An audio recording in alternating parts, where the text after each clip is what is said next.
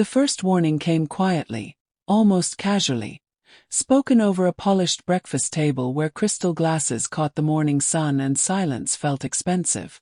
"Stay away from those kids," the father said, barely looking up from his phone. "They're squatters." The word landed heavier than it should have, sharp and final, like a door being shut.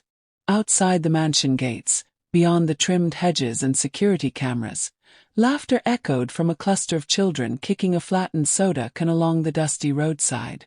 The boy watched them through tall iron bars, something in his chest tightening. He was 10 years old, wealthy beyond understanding, and already learning that some lives were considered untouchable.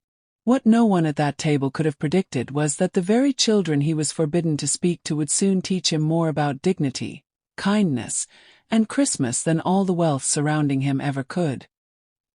His name was Julian, the only son of a real estate tycoon whose name appeared on billboards and glass towers across the city.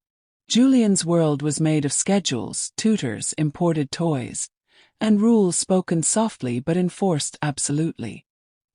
He attended private school, rode in the back seat of a black SUV, and had everything except freedom.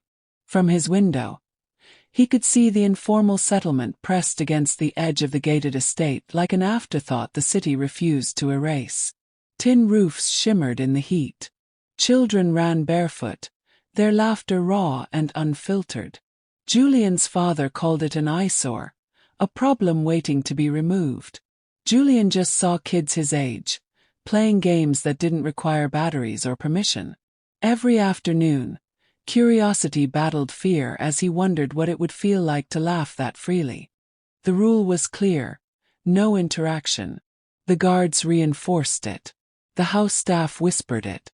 Even his mother, gentler in tone, urged caution. "They live differently," she said, as if difference itself were contagious. Julian obeyed, at least in public. But curiosity is stubborn, especially in a lonely child. During car rides, he watched those same children weave between traffic to sell flowers or wipe windshields, their faces streaked with sweat and determination. They worked after school while he complained about boredom.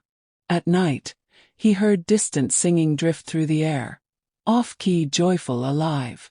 Christmas decorations went up early in his house, expensive and excessive, but something about the sound from outside made the lights inside feel strangely cold. The first real encounter happened by accident. A football bounced over the gate one afternoon, landing near Julian's feet as he waited for his driver. He picked it up instinctively. On the other side, a boy about his age hesitated, eyes wide, clearly unsure if he should even ask for it back. Julian held the ball, feeling the weight of his father's warning. Then he rolled it gently toward the gate. The boy smiled, wide, genuine, grateful, and said, "Thank you." Just one word, but it lingered. Julian felt something unfamiliar. Connection. That night, he replayed that smile in his mind, realizing it had cost him nothing, yet meant everything to the boy who received it. Over the next few weeks, moments like that multiplied. Small gestures, shared glances, quiet waves. Julian learned their names without ever formally meeting them. There was Marco, who always carried his younger sister on his hip. Anna, who sang louder than everyone else. Leo, the unofficial leader, whose confidence masked a life far heavier than Julian's. They never crossed the gate, never asked for more than what was freely given. That restraint struck Julian deeply. These weren't the reckless troublemakers he had been warned about. They were careful, respectful, protective of one another. Meanwhile, Julian's own days felt emptier. His gifts arrived wrapped in gold paper, but none of them made his heart race the way a simple wave from the other side of the fence did. Christmas crept closer, and the contrast became impossible to ignore. Inside the mansion, decorators arrived with ladders and crates of ornaments. A towering tree stood like a monument to excess. Outside, Julian noticed the settlement slowly transform in its own way. Strings of mismatched lights powered by shared extension cords. Paper stars folded from old notebooks. Music played from battered speakers. It wasn't perfect, but it was alive. One evening, Julian overheard his father complaining about the noise. "They have nothing, yet they act like they own joy," he scoffed. Julian stayed silent, but something inside him shifted. For the first time, he questioned the definition of wealth he'd been taught since birth. A few days before Christmas, Julian snuck out to the gate with a small bag of old toys he no longer used. Perfectly good, barely touched. He planned to leave them quietly, unseen. But the children were already there. Awkwardness filled the air. Julian expected envy or entitlement. Instead, they hesitated, unsure if accepting would get him in trouble. When he explained, Leo shook his head gently. "We can't take all that," he said. "But thank you." They accepted just one toy, a worn football, and immediately invited Julian to join their game from opposite sides of the gate, kicking it back and forth through the bars, laughing when it got stuck. Julian laughed too, louder than he had in months. That night, guilt hit Julian harder than any punishment ever had. He lay awake in a room larger than most of their homes combined, thinking about how easily he could give, and how little it seemed to cost him compared to what it meant to them.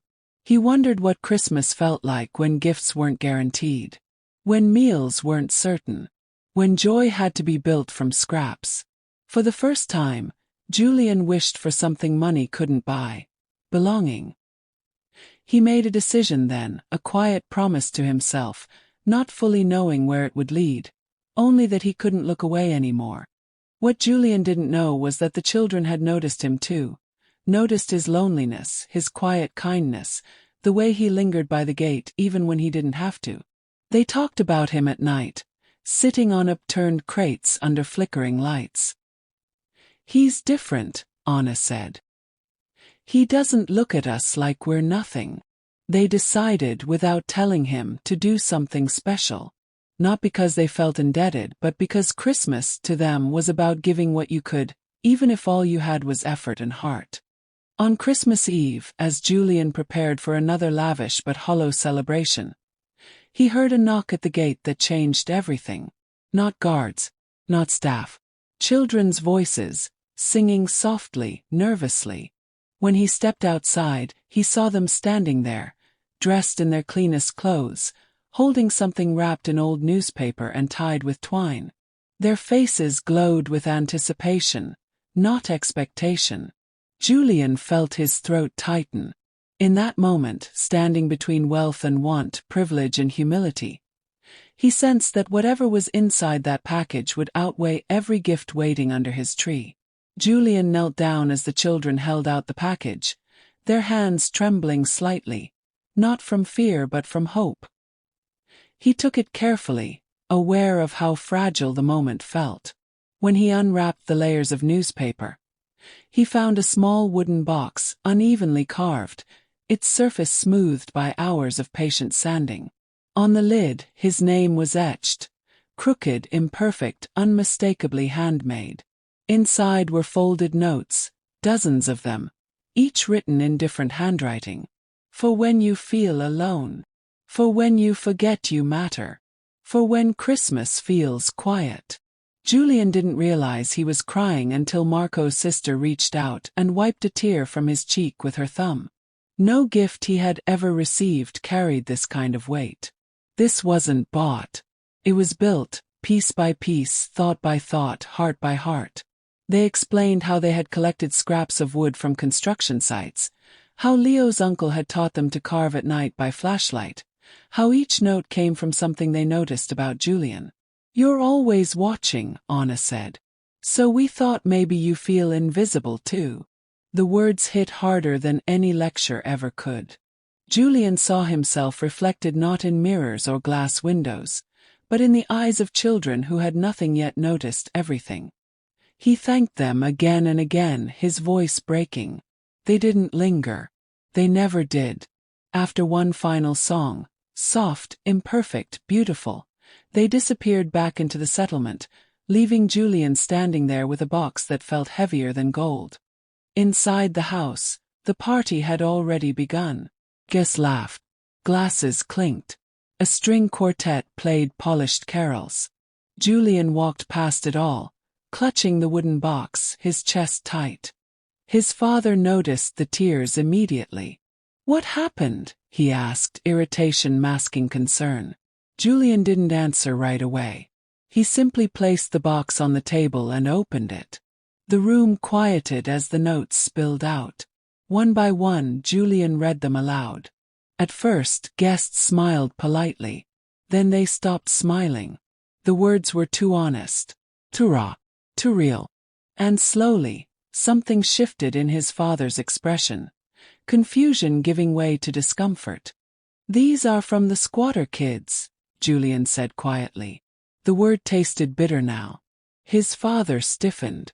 "I told you," he began, but Julian interrupted him for the first time in his life. "They gave me this," he said. "They didn't have to. They just wanted me to feel seen." Silence fell like a curtain. His father looked at the box again, really looked this time. The uneven edges, the misspelled words, the care stitched into every flaw. For a man who had built his empire on valuation and profit, this gift had no price tag, and that unsettled him deeply. That night, long after the guests left and the house went quiet, Julian's father sat alone at the dining table, the wooden box open in front of him. He read every note slowly. Some made him uncomfortable. Others stirred memories he hadn't visited in decades. Of growing up poor himself, of sleeping 3 to a room, of neighbors who shared meals because no one had enough alone. Somewhere along the way, he had buried that version of himself beneath contracts and concrete. Seeing his son treasure something so simple forced him to confront what he'd sacrificed to climb so high. The next morning, Christmas Day, Julian woke early and went straight to the gate, hoping to see the children again. They were already there, nervous, unsure if they'd crossed an invisible line. Before Julian could speak, a familiar voice called out behind him. His father stood there, no suit, no phone, just a quiet gravity Julian had never seen before. The children froze. The word squatter hung unspoken in the air. Then, unexpectedly, Julian's father stepped forward and said, "Thank you for my son." The simplicity of it stunned everyone. He asked their names. He listened, really listened, as they spoke. He learned about their parents, their dreams, their daily routines. He noticed the way they looked after one another. The way Leo stood protectively in front without being asked. The man who once saw a problem now saw people, lives, stories. He didn't promise miracles. He didn't make speeches. But when he left, his posture was different, as if something heavy had shifted off his shoulders. In the weeks that followed, change came quietly. No cameras, no press releases. The company funded a community center just outside the settlement. Scholarships followed, legal aid, clean water access. But Julian noticed the most important change wasn't structural. It was personal. His father no longer flinched when the children came near. He waved. He smiled. Sometimes he stayed to talk. And Julian? He played football freely now. No gate between them, just laughter and scraped knees and shared joy. The wooden box stayed on Julian's nightstand. Whenever life felt overwhelming, he opened it and read a note. They reminded him of who he was beyond privilege. They anchored him. Years later, when Julian grew up and faced choices that tested his values, he returned to those words. They became his compass. The gift didn't just change one Christmas. It shaped a lifetime. And his father. He never used the word squatter again. He learned, perhaps too late but not too late to matter, that wealth without empathy is poverty in disguise. Every Christmas after that, they returned to the settlement, not as benefactors but as neighbors. And each year, the simplest gifts carried the greatest meaning. Years passed, But that Christmas never faded from Julian's memory. The mansion changed, renovated and expanded, yet the wooden box remained untouched by time. Its edges grew smoother from repeated handling, the notes inside softening with age.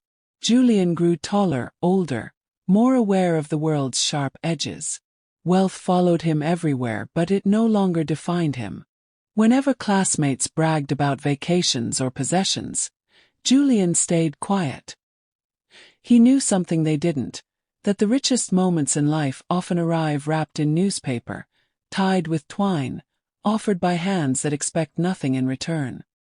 As Julian entered adulthood, he began volunteering quietly, avoiding headlines just as his father now did. He worked with children who lived on the margins, not as a savior, but as a listener. He remembered how much it mattered to be seen. When asked why he cared so deeply, he never mentioned the box right away. He talked about a gate, a football, a song on Christmas Eve. About how one moment of kindness can rewire an entire life. The story always landed harder when people realized it wasn't charity that changed him. It was connection. The children from the settlement grew up too. Life didn't magically become easy. Some struggled, some moved away. But many carried that same generosity forward. Leo became a youth coach, teaching discipline and compassion through sport. Anna pursued music, singing in community halls where voices still cracked with hope. Marco's sister, once carried on a hip, earned a scholarship and became a teacher. None of them forgot the boy behind the gate, or the night they learned that giving didn't require having more than someone else. Julian's father aged differently after that Christmas. Success no longer thrilled him the way it once had. Instead, he measured his days by impact. He revisited neighborhoods he once dismissed, listened more than he spoke, funded programs designed by communities rather than imposed on them. In private moments, he admitted to Julian that fear, not wisdom, had shaped his warnings all those years ago. Fear of losing control. Fear of remembering where he came from. Saying it out loud didn't erase the past, but it softened it. Every Christmas Eve, without fail, Julian returned to that same spot by the gate, though the gate itself no longer stood. The barrier had been removed years earlier, replaced by an open road connecting two once separated worlds. Children gathered, some new, some familiar, singing songs passed down from voices long gone. Julian joined them, never as a guest of honor, just another voice in the chorus. The wooden box came with him every year. He never added to it. It was complete, proof that something perfect doesn't need improvement. One year, a small boy asked Julian why he always listened so carefully when people spoke. Julian smiled and said, "Because someone once listened to me when they didn't have to." The boy nodded, not fully understanding yet, but storing the lesson somewhere deep. That's how change travels, not through speeches or policies alone, but through moments that plant seeds in places no one thinks to look. The story of that Christmas was never written in newspapers. It didn't trend online. There were no awards or ceremonies. But its impact rippled outward in quiet ways. In decisions made with empathy, in doors left open instead of locked, in children who grew up believing they mattered. Sometimes, the most powerful revolutions happen in silence, sparked by gifts the world would consider worthless. Julian kept one note framed in his office. It read simply, "Thank you for being kind when you didn't have to." Whenever negotiations grew tense or ambition threatened to blur his values, he looked at those words and recalibrated. Success, he learned, wasn't about rising above others, it was about rising with them. The irony was never lost on him. The best Christmas gift of his life didn't come from a store, a brand, or a bank account. It came from children the world had taught him to fear. Children his father once labeled and dismissed. And yet, they gave freely, purely, instinctively, reminding everyone who witnessed it that dignity isn't granted by status, but revealed through compassion. And so, every Christmas, when the lights glow and songs drift through the air, Julian opens the wooden box once more. Not because he needs reassurance, but because he wants to remember. Remember that a single act of humanity can undo generations of prejudice. Remember that sometimes, the people we're told to avoid are the very ones who will save us. And remember that the greatest gifts are not the ones we receive, but the ones that change who we become. Thanks for watching.